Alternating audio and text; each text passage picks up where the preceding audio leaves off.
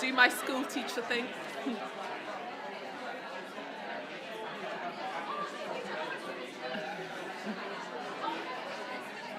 I can see that people are starting to come back in. Can I encourage everyone to take a seat and we'll get started again if that's okay?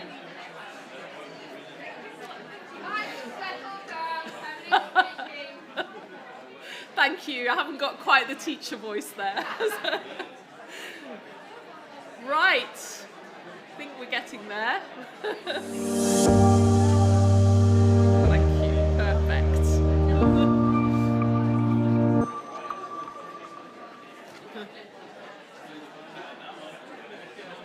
Right. I think we're going to get started. So welcome back. I hope you had a good break and I hope everyone got to see the posters as well. We're going to move on. So this session we're going to cover the remaining two programmes in the school and they're going to have a slightly different format. So we're going to hear from the Children, Young People and Families team first and then the Public Mental Health team, and we'll take questions after both have presented rather than after each programme. So I'm going to welcome Peter Craftle, and I guess Dougal is not here, but Dougal Hargreaves is the other co-lead for the Children, Young People and Families. Thanks, Paymonay. Good morning, everyone. I'm Peter Craftle from the University of Birmingham and from the FRESH Consortium. So, unfortunately, I am the Children, Young People and Families programme this morning. That's because Dougal, unfortunately, couldn't make it and Kaya is unwell. But I did want to acknowledge that they are part of the team. Dougal is the co-lead and Kaya the programme manager. And Hannah Fairbrother is our PPIE lead. So I'm not going to say too much about the programme. Following the structure of the other talks, I'm going to say just a little bit about our aims and some of the projects that we've commissioned and approved as part of the programme. And I'm delighted that David is going to talk a little about one of our approved projects, and Erin about priorities from a policy perspective in terms of children, young people and families. So in terms of our vision, this really builds on the other presentations that we've heard. So I'm not going to repeat anything about inequalities, which are, again, at the very heart of our programme. I guess what's important to us is how those inequalities intersect with young age. And a key part of our programme is exploring children, young people and families from pregnancy through the early years, through learning spaces, including but not only schools, and importantly, Lorna, in terms of what you were saying about that kind of group of young people who are particularly prominent, the 20 to 24 age group, the transition to adulthood. So some of our projects look explicitly at older young people. So we also have a number of strands. You will hear a little more about the cross-programme strand in terms of improving intelligence for children, young people and families in a moment. And you can see the other three there. And these also articulate nicely with the other programmes, including inclusive and sustainable environments, a healthy start to life, and learning environments.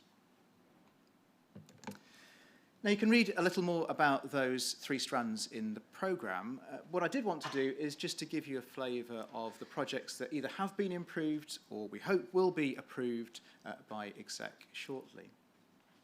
So within the first, around inclusive and sustainable environments, as you can see, the projects range from exploring mental health outcomes amongst young men, the different indicators around housing insecurity for children, young people and families, and the ways in which local authorities are and are not responding to those, and physical activity insecurity for LGBTQ+ children and young people.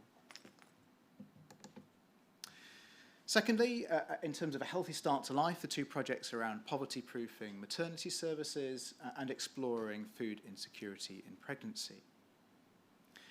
And then thirdly, in terms of the third work strand, there's a project that's just about to get going around evaluating the impact of an active school environment for children and young people, which builds on previous similar research.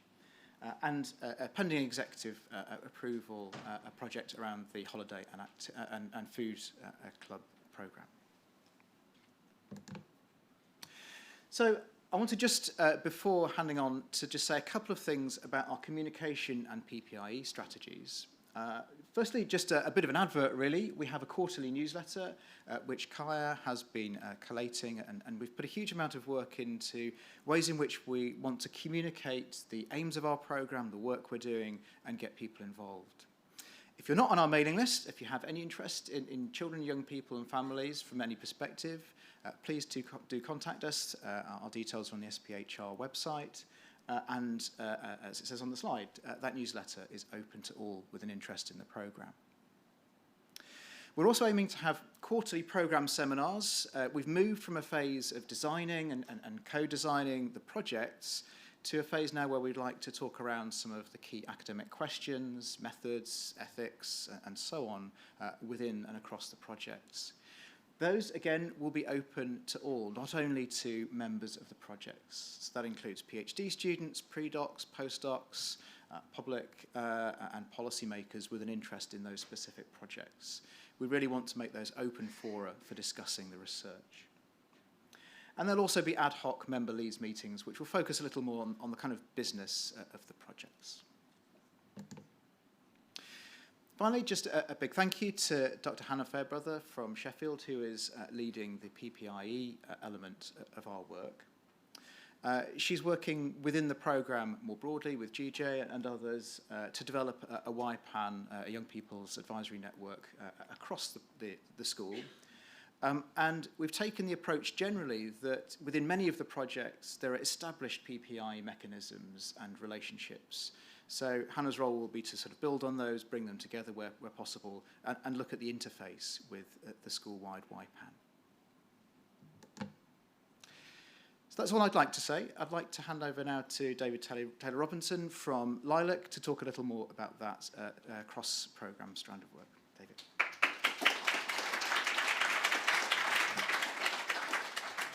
Hi everyone. It's so nice to be back here in Newcastle, and thanks Peter, and to see lots of friends and colleagues.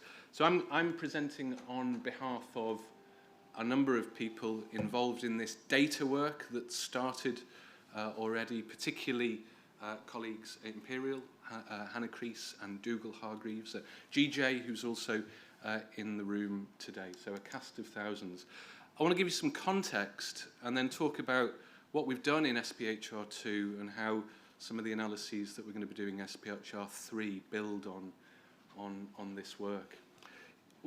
We wrote a report that was partially funded by the school, the Child of the North report, in which we started with this quote from Nelson Mandela: "There's no keener revelation of a society's soul than the way it treats its children." And if you subscribe to that sentiment, then the situation playing out at the moment for children, particularly for kids here in the northeast of England and places like Liverpool and Newcastle, it paints a really troubling picture of our society, I would argue. If we take a step back and look at how we do on average for kids' health in the UK, the UN have suggested that we're number 27 in OECD rich countries in terms of rankings. If you like football, like I do, that's like Preston in the Championship. Whereas as a nation, no disrespect to Preston, but as a nation, we kind of consider ourselves a Champions League type of country. And it's difficult to achieve those types of aims if we're running at 27 for children's health. And one of the reasons for the shocking levels of poor health in this country is that there are large numbers of children in poverty, almost 40% of kids in poverty here in Newcastle. And those children have particularly poor outcomes, which brings down the average. We showed in the Child of the North reports how we went into the pandemic in a bad shape and how the pandemic has increased inequalities, and far from building back better, as we've heard, we've lurched into another economic and social crisis. In that report, we documented stories, everyday stories of hardship. Some of these from the northeast, parents using watered down milk because of the price of formula, kids routinely turning up to school without shoes, people are unable to attend appointments, parents terminating wanted pregnancies because they can't afford the cost of a new baby. So I guess the work that we're doing through the Children and Young People's programme gets to the heart of the intergenerational cycle of health inequalities and how we can break that cycle. So how poor adult social and health disadvantage affects the conditions into which children are born, which affects children's development, their attainment, and then transmits to the next generation. And I guess the central idea here is that we can get to grips with this complex system and the moving parts in this system through putting together the large hadron colliders worth of data and intelligence that we share across the School for Public Health Research in expertise and access to linked individual level data sets, cohorts, new birth cohort studies, etc., across the collaboration. So, harmonising with the areas that Peter outlined, I'm just going to illustrate some analyses that we're going to take forward. So first of all, in the early years, in SPHR2, we looked at infant mortality. The plot here shows rising infant mortality from 2013-14 onwards in the most disadvantaged kids. And we showed how rising child poverty contributed to 600 extra infant deaths in that period. We've got new data now, so we're going to pick up on the child mortality story. This plot here shows the latest data. It shows infant mortality in the most deprived decile and the least deprived decile, and the dotted line shows the absolute inequality in infant mortality.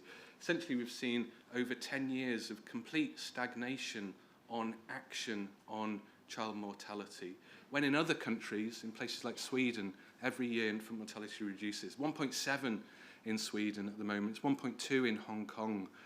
That's smaller than the best, the areas that have the best outcome. And we know that this is driven by the intersection of wicked problems, racism, poverty impacting to affect the conditions in which children are born. So Sheon Ehsan, who's one of our launching fellows, is leading some of this work, looking at children and child and maternal health.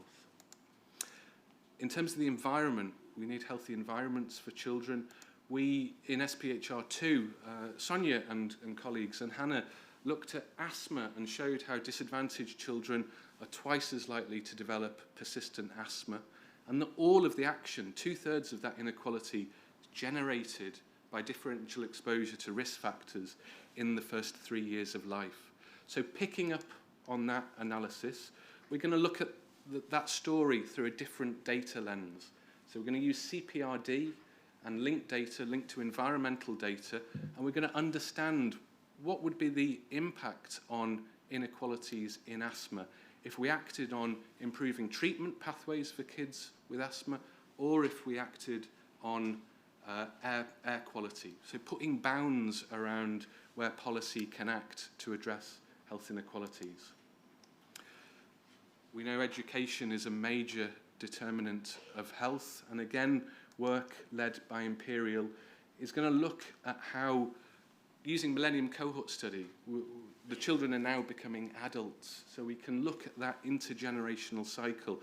So we're undertaking an analysis now that looks at kids' transition or not into employment, and we're going to understand how health and mental health impacts transition into employment in the latest birth cohort data that we have access to.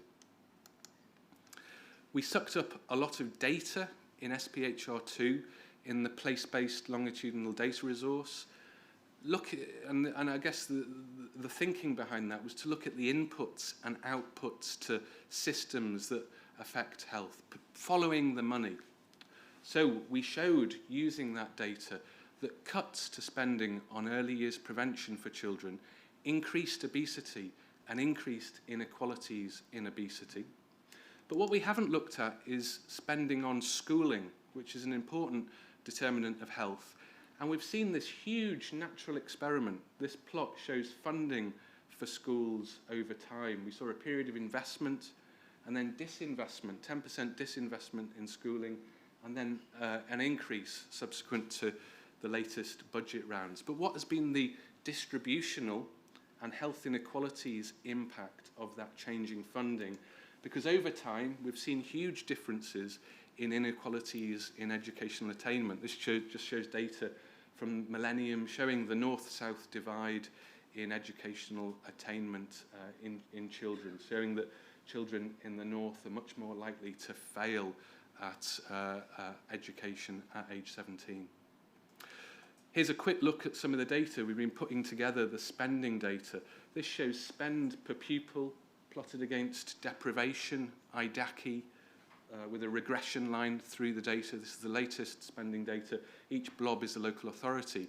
And you can see that large disadvantaged areas in the north, such as Newcastle and Liverpool, get much less funding per pupil than large disadvantaged areas in London. And we're going to look at what impact this has had on differences in attainment, which vary around the country.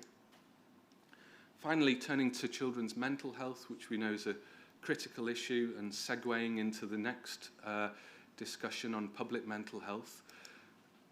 This is data that we generated in SPHR3 showing the rise in probable mental health problems by deprivation. So the rise in absolute levels of mental health problems in kids over the period of the pandemic, and the rise in absolute inequalities. And we're now looking at this issue using linked individual level data at population level in a number of places. So we have access to data through SPHR in Liverpool, covering in Cheshire and Merseyside, covering 2.6 million people, and also data in northwest London through WISC, through our Imperial colleagues.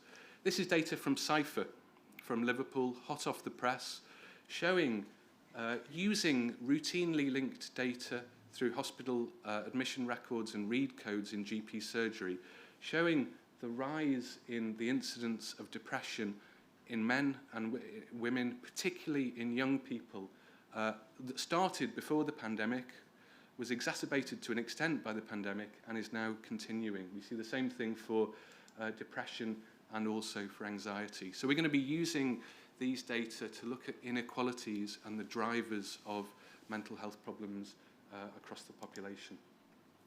I guess people don't like hearing about poor child health in this country. Some people say it's depressing. I guess I'm more glass half full. There's so much scope for improvement, and we've got the data and expertise as part of the school to make a real impact on policy so that we can help design better public policy for children. So I'm optimistic that we can make a difference. And I'm going to hand over to my colleague Erin from OHID.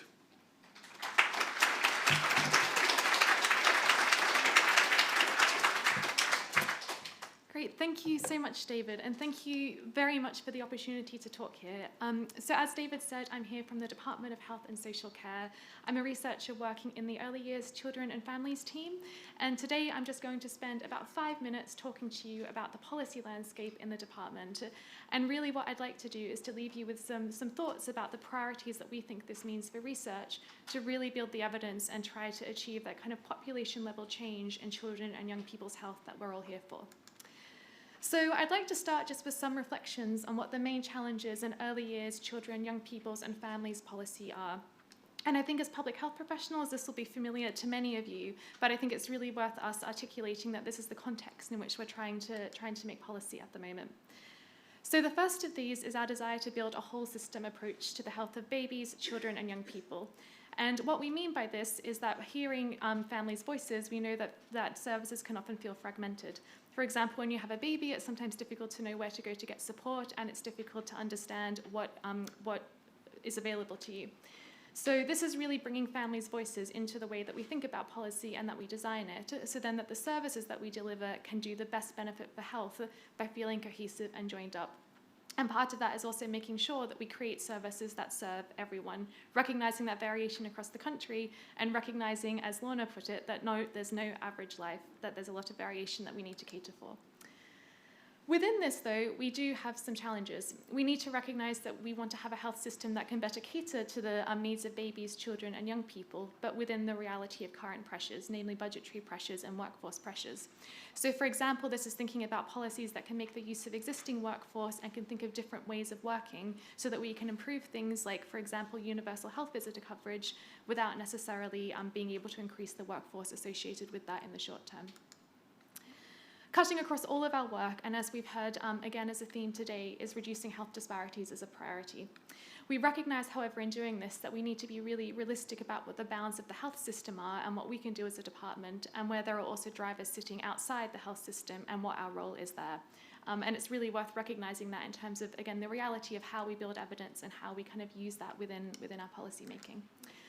And finally, I think a really cross-cutting challenge, and one of the things I'd really like to leave you with today, is just the challenge of evidencing the impact of policy interventions and also building the economic case for investment. And there's a couple of points I'd like to pull out here. One is that on evidencing the impact of policy interventions, one thing that we've heard that we really have good evidence on a lot of the time are the kind of causal mechanisms driving inequalities, for example, or the causes of why certain poor health outcomes exist. The thing that's actually really challenging and that kind of missing piece is being able to build evidence about what policy implementation we need on the ground and how that should vary and why. And that kind of implementation evidence and making sure we have policy that genuinely works for people is, I think, a really kind of key thing for us to be building evidence around. The other part is building the economic case for investment. And it feels very intuitive to say that we should, of course, be focusing on prevention and we should, of course, be focusing on prevention research. But there are two main challenges with building the economic case. The first of these is that the costs of that you actually get from prevention tend to actually accrue over time. So they're not necessarily savings that you then make immediately, for example, in acute care. And these aren't things that you'll necessarily be able to see kind of come to you in the next kind of 5 to 10 years. So it's really important to firstly recognize that there can be massive gains from prevention, but this isn't necessarily realized immediately. The second element of this is the fact that benefits are often distributed. And so we know, for example, that if you're investing in, stop smoking support or weight support, you might not necessarily see the benefits of that back to your policy areas. This will be kind of benefits that are distributed throughout the system. So it's really about thinking about how we actually build this case for investment, and we're just really clear about how we kind of build that evidence and build that sort of logical argument about why we should be investing. So with that in mind and with that kind of context, I just wanted to give you a flavour of some of our key policy priorities across the children and young people's life course at the moment. And as you can see, these are really ranging from things that are meant to be quite universal, and particularly in the early years and family space, and then also things that are more about kind of vulnerability as children and young people get older. So we have a focus on stop smoking support in pregnancy, which we know is a key area for intervention. Then when we move up to the pregnancy through to the infancy and early years, one of our key flagship programs at the moment is one called the Start for Life program, where we're really trying to improve universal support to families throughout half the country at the moment, but then with a hope that that will be delivered more widely. We also then further up the life course have a focus on vulnerable babies and children, and that's particularly thinking about safeguarding and what the health system can do for that, as well as better understanding the health of care experienced children and young people. And then across all children and young people, we're also doing a lot of work to try to improve mental health and mental resilience and well-being, and again, thinking about that from quite a systemic perspective as well. So I appreciate that's a really quick canter through. I only have a few minutes, but I just wanted to give you a flavour of some of the things that we're thinking about at the moment. So what does this mean then for research priorities? So there are a few things that I'd like to leave you with. So down there in the blue, I've shown sort of some of the cross-cutting themes of our work, and then just some reflections on what we think this could mean for research. So obviously what we're doing, and what I've been talking about from kind of my perspective of the part of the organisation, is about the importance of prevention for children and young people's health. And what this means for research, as I've said, is we really do need a strong evidence base on the areas of preventions, and as I said, critically, how this can be delivered in practice. And again, it's almost moving that evidence base beyond the problem and beyond an analysis of causality, which again, in many cases, we have good evidence of, but then saying what's the actual policy that can be implemented in practice? How does this vary across the country, and what does that mean for where we should be investing and what we should be supporting?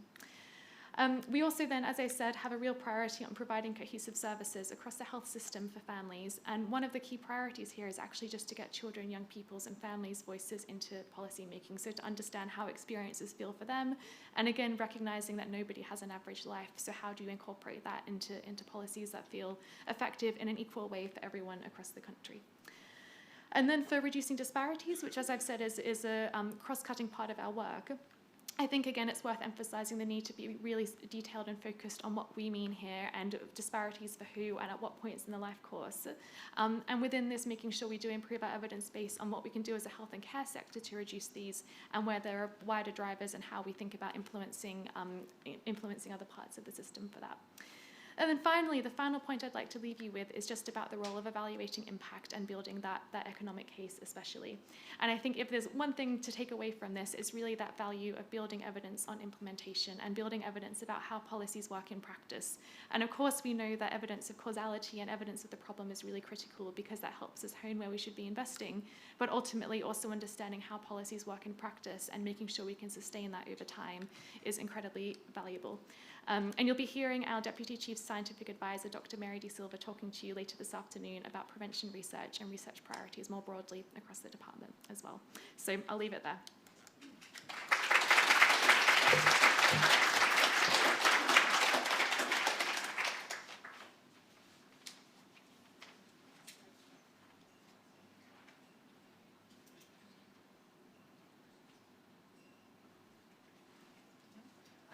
Moving on, sorry, thank you, to public mental health. So I'm not sure if Louise and Judy, who are our programme leads, are going to come and introduce. Please do, thank you.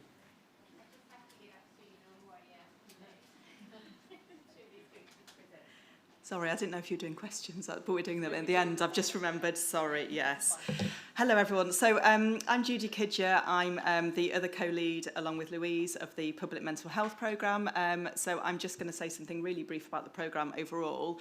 Just other introductions. We also have Joyce Coker, who's the programme manager, who's going to be speaking in a moment, so you'll hear more from her. We also have on our team Gillian Samuel, who's going to speak a little bit later about our public involvement and engagement work. She's the coordinator for that. And we have Sophie Bacon, who's also here somewhere in the room, who's our programme administrator. Okay, so, there we go.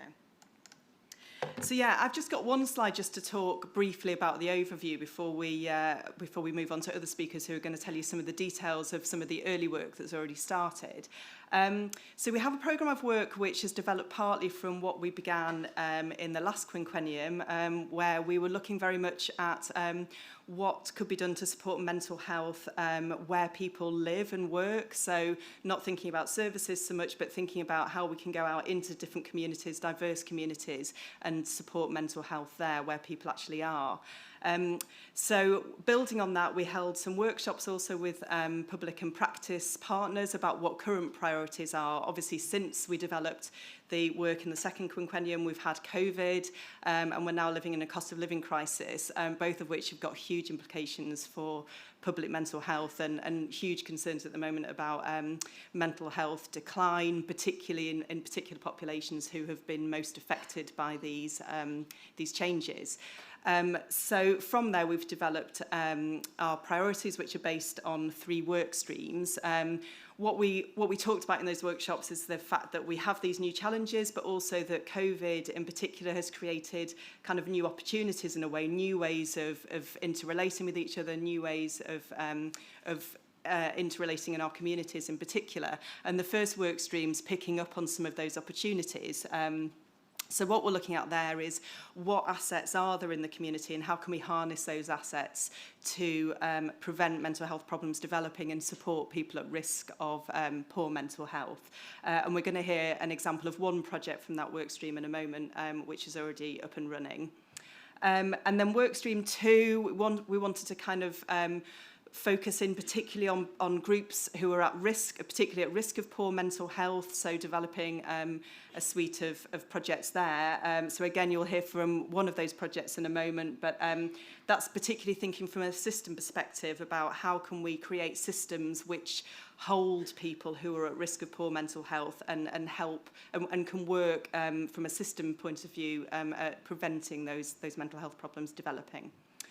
And then the final work stream, and I should say as well that there's a lot of overlap, I think, particularly between work stream 2 and 3 with the Children, Young People and Families programme, which I know obviously we've heard about mental health work being done there as well, and we're going to kind of carry on working, hopefully in close communication with colleagues in that programme because of these overlaps. But work stream 3 is particularly looking at schools and families and how mental health can be supported within those particular contexts for children and young people. And we won't be talking anymore about projects that are developed that are already happening there today. That work hasn't quite got underway, but we've got lots of work being planned, not just so thinking about the school environment, but also some of our ideas are thinking about the young people who aren't in mainstream school, because so much of the work that gets done is school-based, but there's obviously, in terms of the young people most at risk of poor mental health outcomes, a lot of them aren't in schools, so it's thinking about how those young people are being supported as well.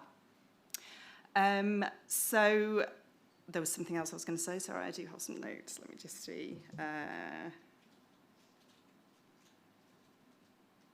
Yeah, sorry, what was my final point?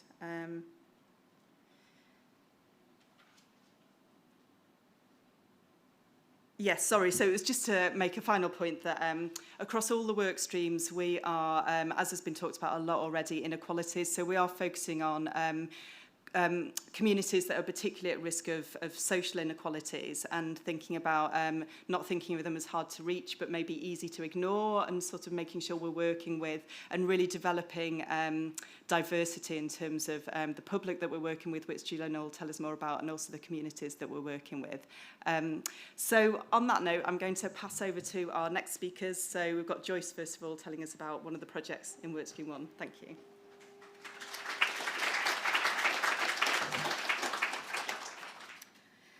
So I'm going to tell you about one of the projects that's in Workstream 1, and as Judy mentioned, Workstream 1 focuses on how we can harness community assets. This particular study is going to focus on how we can harness digital assets. So as you all know, during the pandemic, many community organisations were not able to provide in-person support to a lot of their service users, so they had to innovate and use digital technology like we all did and jumped on Zoom to provide support to their service users. We do know that digital technology can support mental health and well-being for some people. So, for example, it can make it easier to access information. But this isn't the case for everybody. We know there are people who don't have access to a smartphone or reliable internet. We know there are some people who don't have the confidence to use these tools. We also know there are some people who just don't want to have to engage with people via Zoom. So what we'd like to do in this study is we want to explore the role of digital technology used by community organisations plays in supporting the mental health and well-being of people. We'd specifically like to focus on people who are less likely to engage with digital technology, and what we're hoping to achieve at the end of the project is we're hoping to identify effective ways that we can use digital technology to support the mental health and well-being of people who, like Judy said, are more likely to experience disadvantage in society. So these are our research questions. We want to find out whether and how community organisations use digital technology to provide support on a regular basis. So on this side of the pandemic, we want to know what's happening now. We want to know whether and how community organisations use digital technology to help people form meaningful social connections and to alleviate or prevent loneliness. So social connections is one of the key variables we're interested in this study. We also wanted to know if the increased use of digital technology is making it a bit difficult for some people to engage and receive support from community organisations. On the flip side of that, we'd like to know if there are people who've struggled previously to receive support from community organisations who are now finding it easier to do so because they're more digital ways of engaging. So who do we want to focus on? We want to focus on older adults, people from minority ethnic populations, people living with poor mental health, and people living in areas of deprivation. So the pictures on the screen show you the various community organisations we've been in touch with who've said yes, who've said we can recruit through them, and who are happy to be case study sites in this study. In purple, people living with disabilities is one of the people groups that our public partners were very keen for us to focus on in this study. So the study started in January, and one of the first things we wanted to do was have a PPI panel with 10 to 15 public partners. We advertised through McPin and through community organisations that we had known contacts in. We had a very, very, very good response rate. So with support from Gillian, who's our PPIE coordinator, we developed expression of interest forms. These forms allowed us to pick public partners who were members of some of the populations we were interested in, but importantly, people who are members of a few of those populations, so they could bring that intersectional lens to our work. We ended up carrying out 3 online focus groups with 14 public partners. I think it's important to say that we gave people the option of having the focus groups in person, but we ended up doing all 3 online. As you can see, we actually got to engage with a good spread of people. We had a good diversity in terms of gender, ethnicity, age, mental health, physical health, and we also got a very good spread across the country geographically. So what do we want to do? We'd like to start off with a survey that focuses on 3 domains of using digital technology, so digital access and digital literacy. But these 2, there's more known about them, so we don't want to focus that much on them. Instead, we'd like to focus more on the 3rd domain, which is digital assimilation. Now, this is the degree to which digital technology is incorporated in everyday life. And what we'd specifically like to focus on is the degree to which digital technology actually enhances social connection. We also want to focus on the degree to which social connection facilitates the use of digital tools. So that could be a friend or a family member teaching someone how to use WhatsApp or how to get on social media. It could also be that people are part of social groups, and the people in those groups are using more online methods of communicating. So people are having to learn to use them so they're not left behind and lose contact with their existing friends. This is where we're at the minute. We're currently developing our survey and trying to get it through ethics. I think it's important to say there are 3 ways we're going to administer this survey. We're going to have paper versions to post out to people. There's going to be an online version. And if people want to speak to a human being, Fiona, Duncan, and I are happy to administer the questionnaire to people that way. So this is the last slide on this study. When we're done with the survey, our second part of data collection is we'd like to carry out a realist-informed evaluation and use theory of change methodology to help us explore what is it about the way community organisations use digital technology that supports mental health. Who does it work for? How does it work? And under what circumstances? We'd also like to do some comparative work. So we want to see if there are any narratives that are mutual across the different populations we're interested in. We then also want to see what are the differences in the populations, where's the nuance? And what we're hoping to achieve is we'd like to use our key findings to create a short video clip that the various community organisations we're working with can circulate within their channels. We'd also like to hold 2 knowledge exchange workshops, so one in the north of the country and one in the south, where we bring together our study participants, our public partners, community organisations, and we have that larger conversation about how effective ways we can use digital technology to support the mental health and well-being of people in community who are more likely to experience social disadvantage. So that's the last slide on this study. I'm going to hand over to Sarah and Emily to talk about one of the studies in Workstream 2.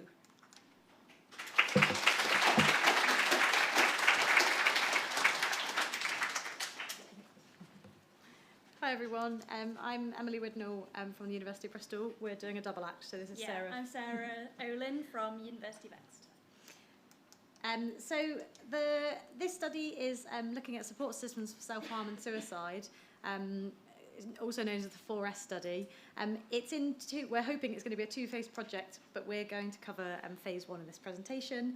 So just to give an overview of the team, there's a really large joint effort in this project with lots of SPHR institutions involved. I've hopefully got all the nice, correct logos on there and not forgotten anyone. But the core research team is a collaboration between mainly Bristol and Exeter and also Fuse. So some background to the study. We know that self-harm is relatively common among teenagers, and it's also a significant risk factor for suicide. But we have a real lack of evidence about effective ways to prevent self-harm in both educational settings, so be that schools or colleges, but also other youth settings. So one of our key focuses in this project as well is on youth organisations, and to support those who do self-harm. As well, there's a lack of evidence about effective ways to support education and youth organisations also following the death of a suicide, and to prevent further deaths, which can sometimes be known as suicide clusters. Schools and youth organisations generally aren't well informed about what support and guidance is already in existence. So a big part of our phase 1 project is actually doing lots of scoping to understand what's actually out there, and to help that make that more available to education settings. Just to show the phase 1 and phase 2. So phase 1 is really development work. So we started this work in March.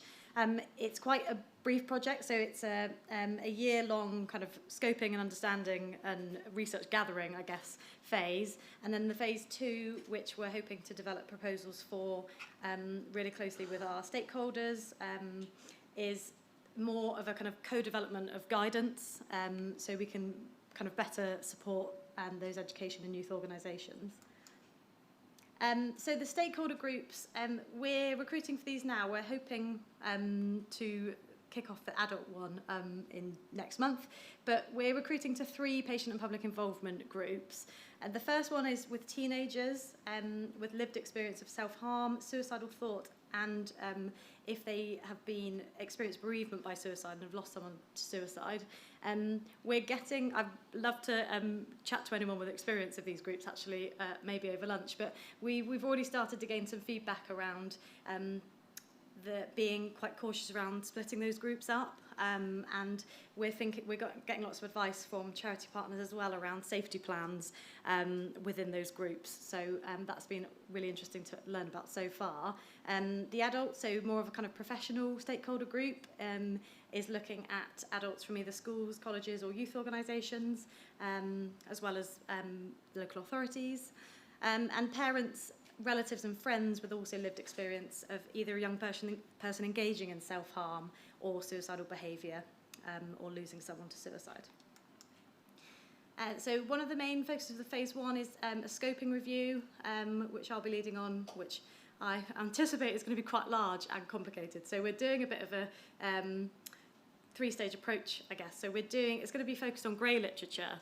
So it's actually looking for concrete, publicly available guidance, probably in kind of website forms, documents, PDFs, reports, and that can be that's available to schools, colleges, local authorities, but also, as I mentioned, a really key focus on other key youth organisations, so sports clubs, for example. I'm currently writing a search term trying to think about all the youth clubs in the UK, so again, anyone knows of any that I've missed, I'd love to chat. So we're also going to be reaching out to experts and key charities, as well as our young advisors on charities And I think it's going to be an interesting experience, because it may be that we find that some organisations are slightly reactive. So if something has happened in a setting, we might find that they may be better informed and have some guidance, but others hugely lacking. So it'd be a really interesting review. And I'm now going to pass on to Sarah. Thank you. So part of what we're doing in Exeter is secondary data analysis. So at the moment we're at the stage of doing mass literature searches for both Strand 1 and Strand 2. So the aim of Strand 1 is to look at who young people talk to about self-harm and suicide, while Strand 2 is hoping to look at how interventions and prevention programmes differ in their efficacy based on whether they use or avoid certain terms around self-harm and suicide. This is very early stage. Frankie Matthews is also somewhere. She's helping out on this as well. And we're also doing a survey of secondary schools and colleges, and then also a survey of youth organisation governing bodies. The schools and colleges survey is looking at how school staff and school policy supports young people around self-harm and suicide, both in terms of prevention, intervention and post-vention. So when the students have known someone who either self-harms or has attempted or died by suicide. So stage that we're at now is the ethical approval has been received. Yay. We're currently recruiting for the schools and colleges survey, but the youth organisation governing body survey is still a little bit more under development. We're still in the piloting stage, so that's more looking at how the bigger arching governing bodies support smaller clubs to support their young people. We're hoping for 375 schools and colleges spread across the entire UK. At the minute we have some from southeast and northeast here, but gradually getting those emails out. And then 25 youth organisation governing bodies. So thank you, everybody.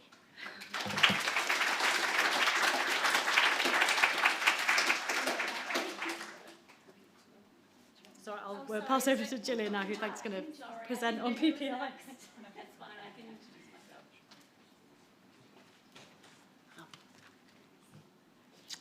So, hello everyone, I'm Gillian Samuel and I'm the Public Involvement Coordinator for the Public Mental Health Programme.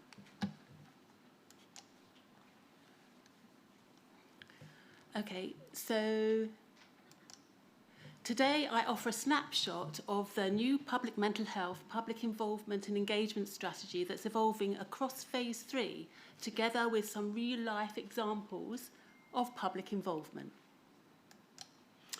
So here's what our strategy looks like as of now, explained in layers. At the top, you will see the Exeter-led PINE school-wide programme, and below this, the Public Mental Health Programme, overseen by the Programme Coordinator and other SPHR leads. Importantly, the projects within the 3 work streams will take ownership of PINE. The aim is for them to become autonomous in recruiting peer researchers and the public into all aspects of their work, and we've already heard about a few examples of that work happening, which is great.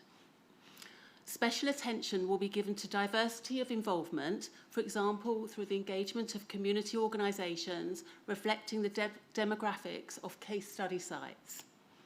The wider public will be encouraged to take part, for example, advisory panels early on to help shape ideas and later to co-deliver research findings amongst communities. We are hoping that this strategy will ensure that public involvement and engagement becomes embedded in localities, schools or workplaces, depending on the research focus. We encourage creativity in how we do public involvement and engagement. We hope to reintroduce the buddy system and blogs to reflect lived experience, and together we wish to create a charter for public mental health. But enough of my words. Let's take a glimpse at some public involvement and engagement which took place last month at the Public Mental Health Symposium.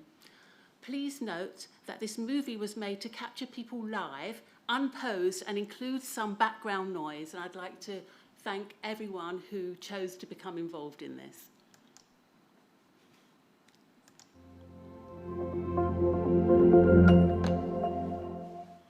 Sandra. Hi, Gillian. Hi. So you're here today at this event to ensure that the voice of the public is held to research. How does it feel to be here? I feel so privileged. I'm not just a peer researcher on my own, but to be together with other researchers who are actually doing the research work, I really feel privileged. Also, in what ways do you think you will contribute today? That my own lived experience can make a big difference to the research outcomes. And I'm here to support any researchers who want to use lived experience in their research. And in what ways do you think you will contribute to today? I will be actively interested in all the research that I hear about today and see what opportunities there are to be involved and obviously to share my unique lived experience. What's your ambition for public involvement and engagement in the research project you are working on? What would that be? Well, I want to try and include young people with relevant experience from start to finish, so that they're actually steering things from the start and actually able to be involved throughout the whole research cycle. What do you think the voice of the public and lived experience can bring to days like this? I think the clue's in the name, I suppose, lived experience, really. We want people who have experience of the sorts of things we are looking into. And I think we can't really do it without Darren.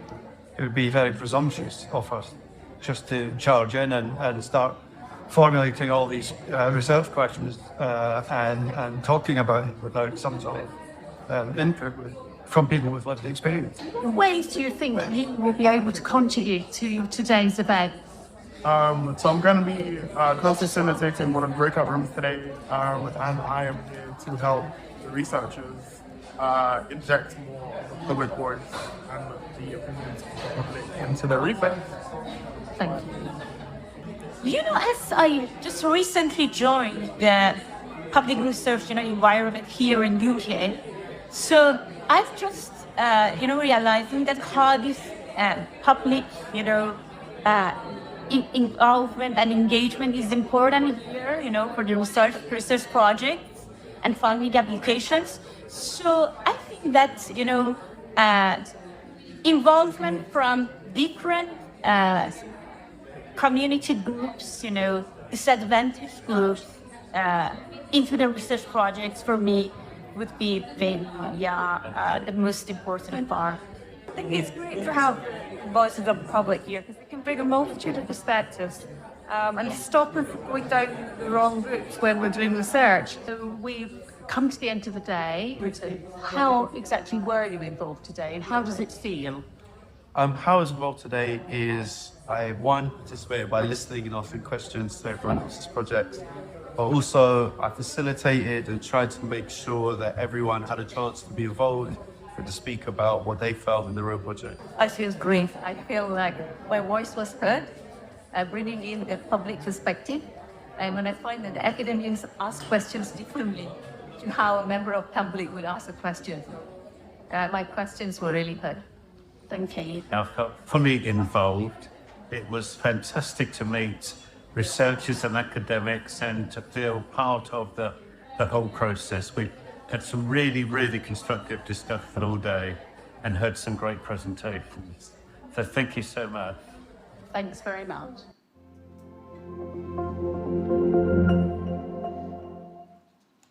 Thanks very much for listening.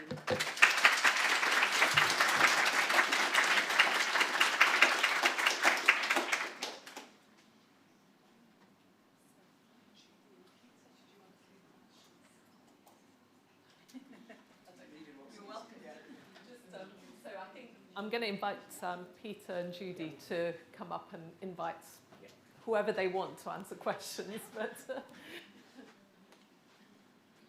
how long do we have just before we 5 minutes. 5 minutes. Okay, so just a couple of questions, please. We're particularly keen, I guess, on questions that might cut across both the programmes rather than just to one. Yep, I think you're first. Hello, my name is Dev Acharya and I'm from University of Wolverhampton. I heard the presentation, but I didn't hear that any of you have mentioned that the community organization as a faith-based organizations, mainly from the ethnic minority communities, they are, affiliated with the faith-based organizations. Because why I'm raising this question is we have just developed a toolkit for the faith-based organization for the Black country. So I just want to hear more about that one. Thank you. Yeah. I mean, actually, I'm wondering, Joyce, do you want to speak to that question? Did you hear the? Yeah. Yes, I did. Thank you. Good question. Thank you. That was a really good question. Just to say, in the digital study, we are actually looking at faith-based organisations. So one of the ones that Fiona Duncan found up north, or here actually, is a faith-based organisation, and we're looking for more of those as well across the country. But we do have some of those up north and down south that will be part of our research.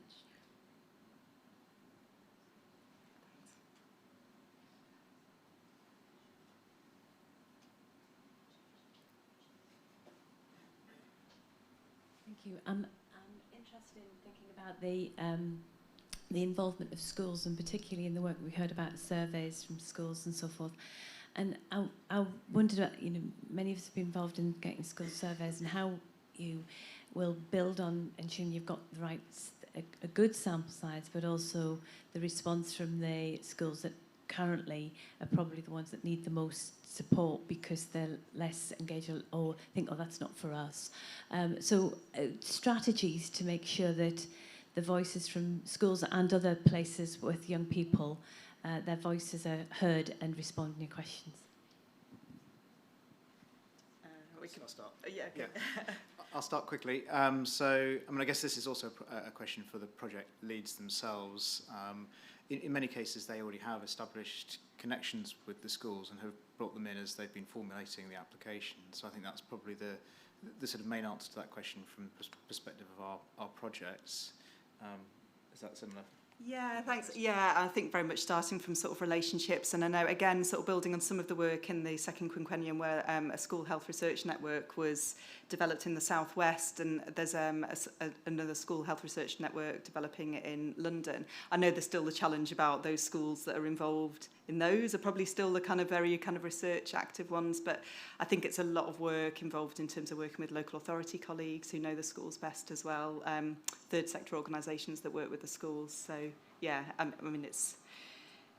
it's a big problem, but I think through networks and relationships is the key, really. Yeah. I think Sonia and also. Can I just do something really mean? And that's a general question, and it's the general answer that I would give. But whoops, if I could, would you like to stand up? So I just so that we can bring this to life, I'd like to just give the microphone to Bina to explain what she's been doing exactly in building the school network across London. Okay, so just very briefly. So I've worked across primary schools across London.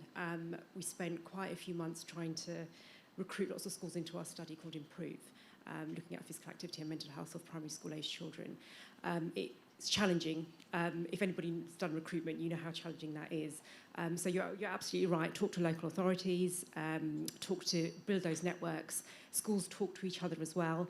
But it is one of the biggest challenges, and I was lucky enough to work with quite a few clinical research networks in London, which put me in touch with a lot of people, but that relationship is very important. We've done a workshop with teachers as well, who've given us feedback on what they want from researchers and what they want from our work, and that's vital. They want to be involved, they want the findings translated back to them. They're not going to understand the scientific jargon. Don't give them the papers. They're not going to understand that. They just want simple language presented to them as teachers, presented to the parents, and also children as well. They want to see what they get involved in. So that's really important when you're trying to engage with schools. Thanks for putting me on the spot.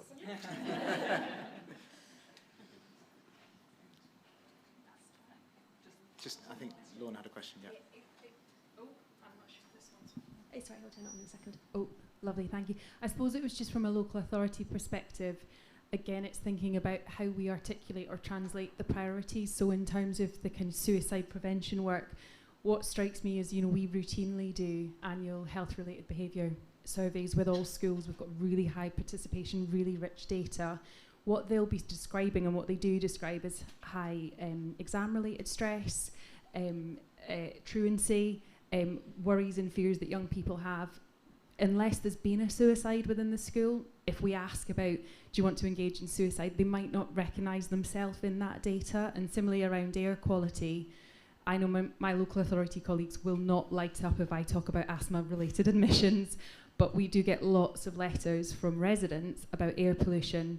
Tends to be in the high car ownership areas with the low asthma prevalence, interestingly, but that's the thing that will motivate them and activate them. So again, it's just thinking about the health priority that that's driving our research needs to be articulated for that audience, and we've got so much evidence in local authorities and data we can share. But so I suppose it's just an offer to people of just ask, because we're drowning in it. We're just not able to necessarily join it up.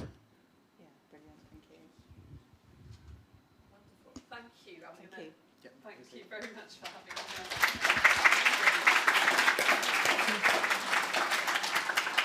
Can I just once again thank all our speakers? I've learned a lot. It was really interesting to hear all in one place the work that's been going on. So we're going to break for lunch. Please remember the Hawks room to go and look at posters.